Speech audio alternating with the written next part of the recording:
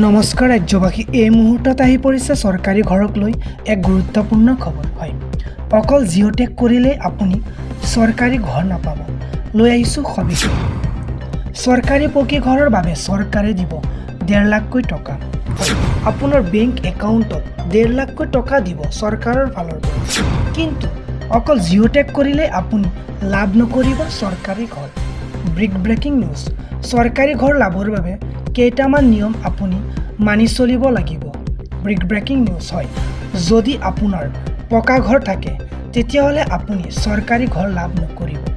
দ্বিতীয়তে, যদি আপোনাৰ ঘৰত চাকৰিয়াল থাকে তেতিয়াও আপুনি চৰকাৰী ঘৰ লাভ নকৰিব।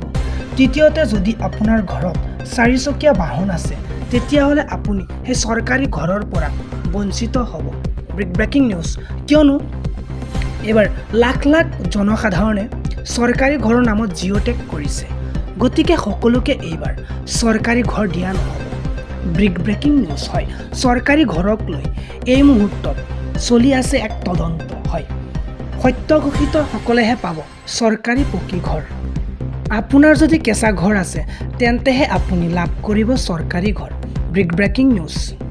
ভিডিঅ'টো ভাল লাগিলে এটা লাইক কৰি শ্বেয়াৰ কৰি দিব, লগতে ফ'ল' কৰিব নাপাহৰিব। ধন্যবাদ।